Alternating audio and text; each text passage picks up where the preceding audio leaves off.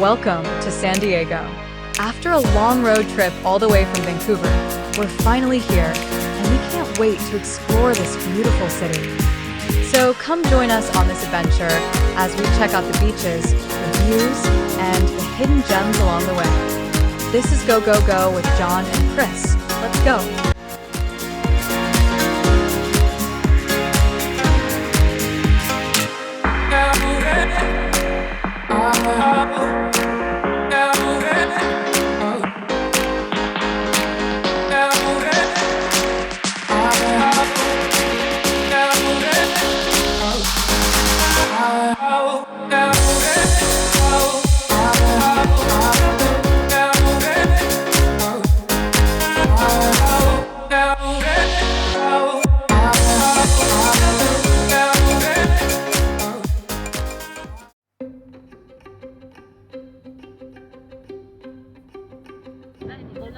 Good morning everyone. Today we're going sa La Jolla. But before that, we're gonna stop sa Mount Soledad first. So join us.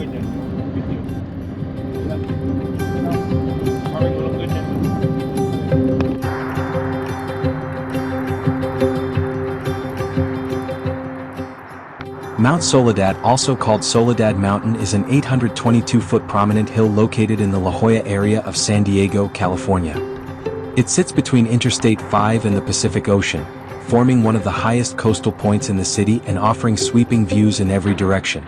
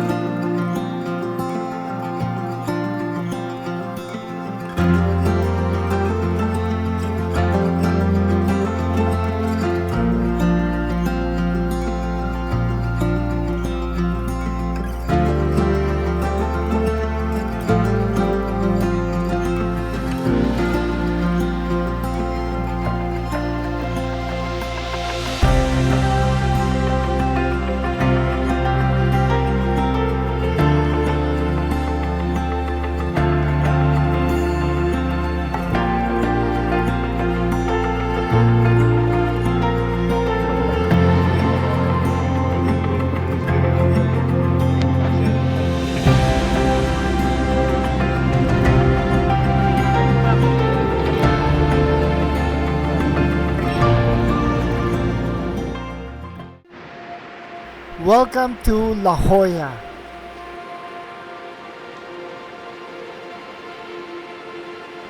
La Jolla is one of the most beautiful and upscale coastal areas in San Diego, California. It's known for its dramatic ocean cliffs, sea caves, luxury shopping, and its unique mix of beach life, nature, and art. La Jolla means the jewel in Spanish, and it truly lives up to that name. It's a small seaside community about 20 minutes north of downtown San Diego, surrounded on three sides by the Pacific Ocean and known for its picturesque coast. Tip lang, pumunta kayo ng umaga dito para makahanap ng parking. Kung wala, pwede naman mag-park doon sa taas sa may downtown nila. Ang mga sea lion ang star dito sa Children's Beach. Tip lang, huwag nyo lalapitan ng mga sea lion, baka mamaya maging aggressive. Napakalakas talaga ng wave dito. Pati yung view, kakaiba.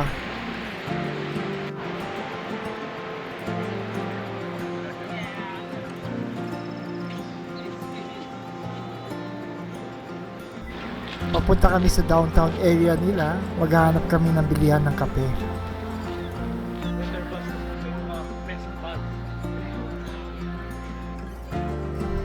It's a nice, simple coffee place. They also have their merchandise over here. Looks good. I'm gonna order the cheese Danish over there.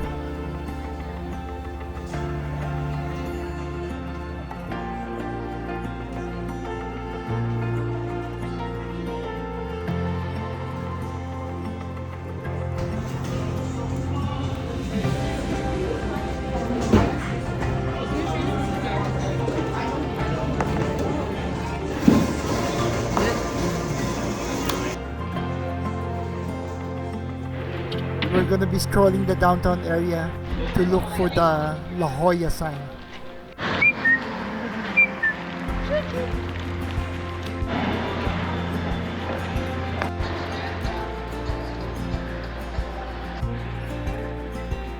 Well, La Jolla isn't just a beach. The city is full of charming streets and ocean views that you can see at every corner. Family friendly talaga ito.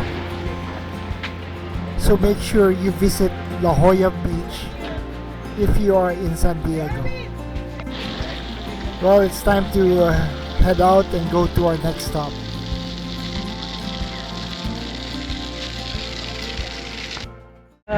Ayun ba yung sinasabi ko? Coronado Ferry Landing. Yung ganon. Oh. Coronado Ferry Landing is a waterfront complex and ferry terminal on San Diego Bay that serves as a hub for ferry service between Coronado and San Diego, including the Convention Center and Broadway Pier, a quick and scenic ride across the bay, restaurants, boutique shops, and entertainment overlooking the water, parks and gathering spaces with bay views ideal for photos or relaxing. It's a perfect place for a day trip or date night, especially around sunset when the skyline lights up. Hi guys, right now nandito kami sa Coronado Ferry Landing. Naghihintay kami ng ferry. Sasakay kami at pupunta kami sa kabila sa San Diego. Yung ticket pala sa ferry is $9 one way. So $18 back and forth.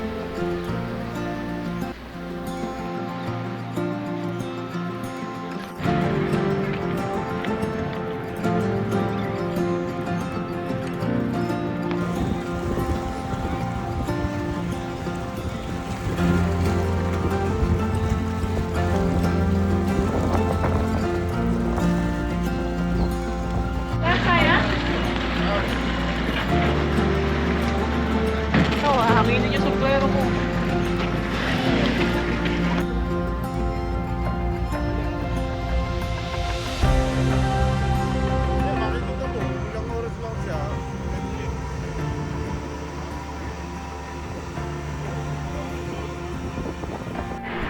Sobrang ganda ng view ng San Diego. Ganun rin pagpabalik, maganda yung view rin ng Coronado.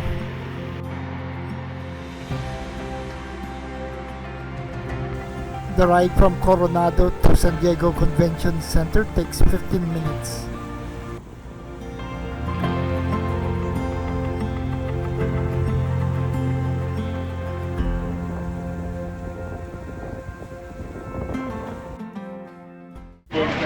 We just arrived at San Diego Convention Center and we're heading to Seaport Village.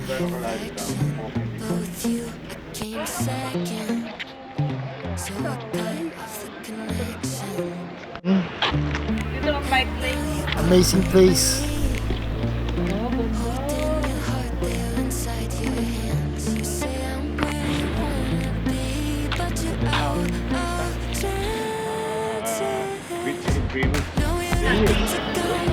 Itong itim ang pinakamaganda.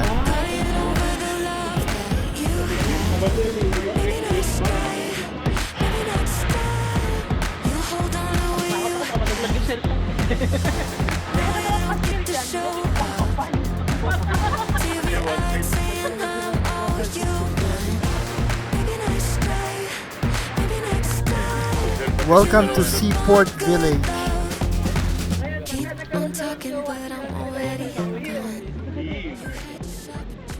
Seaport Village, one of downtown San Diego's most iconic waterfront destinations for shopping, dining, entertainment, and scenic views. The waterfront shopping, dining, and entertainment complex located at 849 West Harbor Drive in downtown San Diego, California, right along the scenic San Diego Bay between the cruise ship terminal and the convention center. It sprawls across about 14 acres of charming waterfront property. The layout features winding walking paths instead of streets, creating a relaxed, pedestrian-friendly atmosphere. Architectural styles range from Victorian to traditional Mexican, adding to its eclectic charm. No, you don't get to show up. Teary-eyed saying I'm all you. Maybe next time, maybe next time. You won't sleep on a good love. You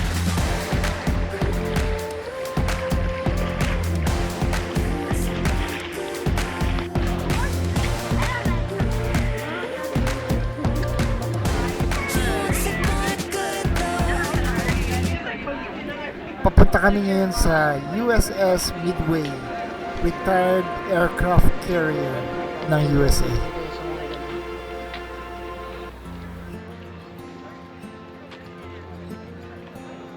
Ganda po yung quality niya.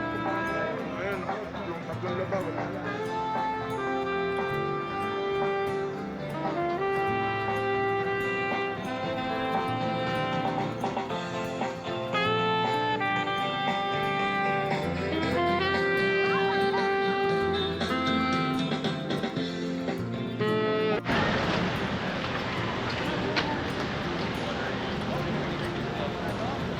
May sabi niya.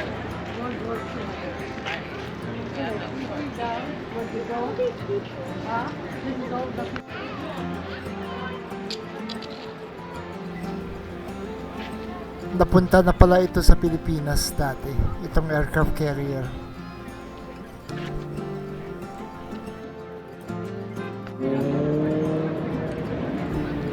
Yan ang USS Midway aircraft carrier. Yan yung kissing statue na tinatawag na unconditional surrender. We're gonna go inside the USS Midway. We're gonna check it out. Ginawa nila itong isang museum.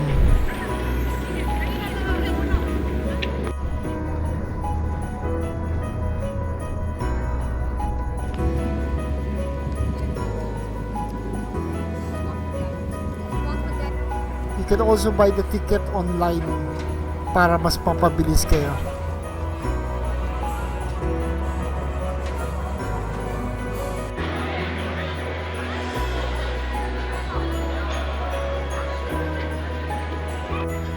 Tip lang, pumunta kayo ng maaga para makahanap kayo ng parking at para maikot nyo yung buong USS Midway.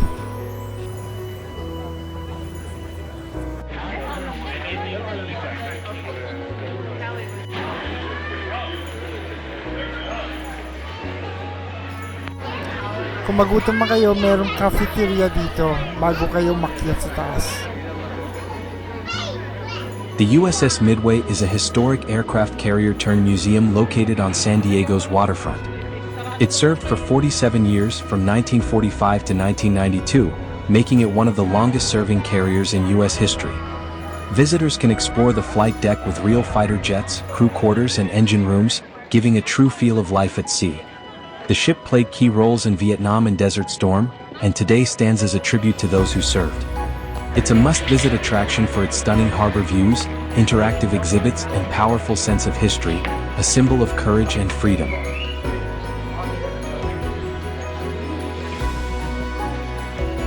Marami ka rin pala masasakay dito.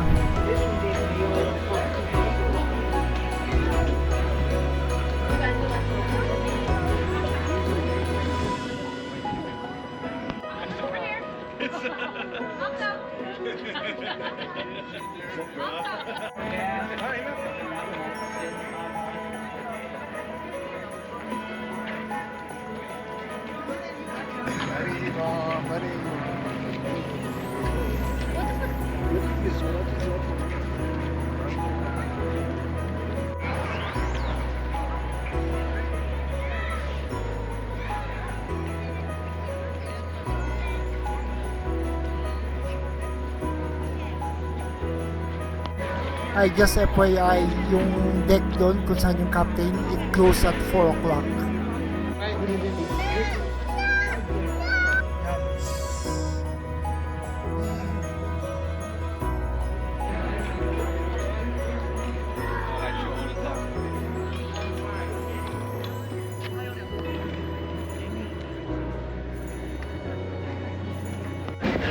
Well, dumidilim na. Bukas din yung mga Christmas light dito.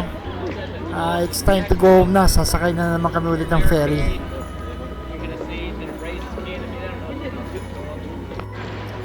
Yung terminal ng ferry is katabi ng USS Midway. Tour yan. One eternity later. Hi guys, this is our last stop at we're here at Belmont Park. Ito na yung last day namin dito sa San Diego and we just wanna enjoy the rest of the night dito sa park. At malapit ito sa Pacific Beach na pinunta namin last time. Magkatabi lang ito. So check it out pag nandito kayo sa San Diego.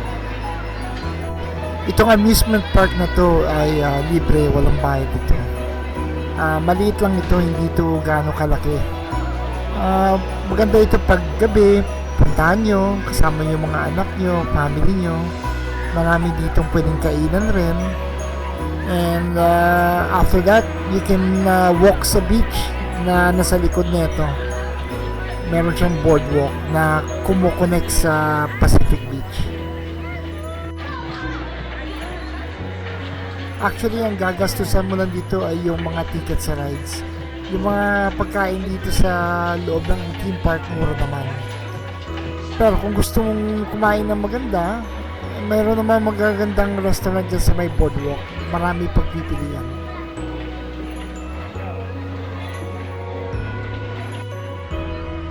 And that's a wrap for our San Diego trip.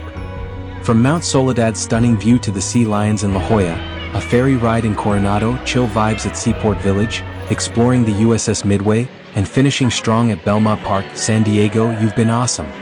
Thanks for watching part 2 of our adventure. Don't forget to like, subscribe, and join us for the next destination with the two Canadian travelers.